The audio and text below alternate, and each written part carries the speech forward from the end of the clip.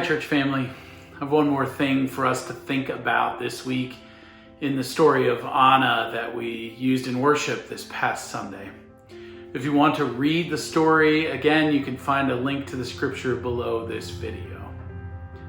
You might remember from my sermon that I mentioned the fact that Anna was a widow and that her widowhood would have made her part of a vulnerable population.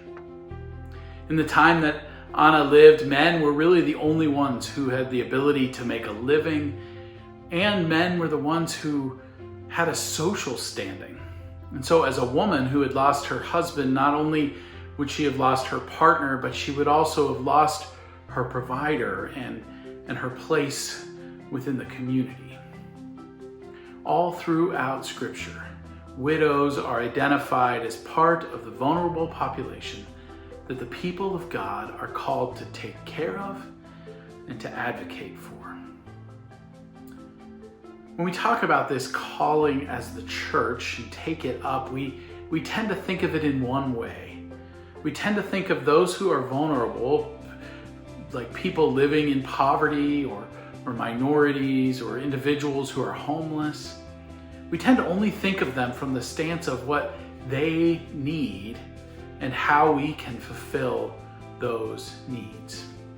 And while that is definitely part of our call as Christians to fulfill the needs of the vulnerable, I think this story of Anna gives us another thing to consider.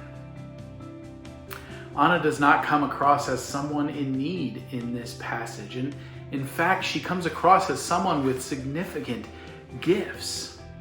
For a long time, she has been a devout person who has served the role of being a prayer for the community and a prophet. And now, in this story, at the time that she meets Jesus, she becomes an evangelist with something really important to say to the community. I wonder what would happen if we worked to not just think about the needs of the vulnerable people in our community, but to also think about their gifts. What would happen if we came to understand that these people also have important things to say? What if we learn not just to serve people, but also to listen to them, to learn from them, and to work beside them to serve our community? I think this might be something that God is calling each of us and all of us to think about and to put into our practice of our life of faith. What do you think?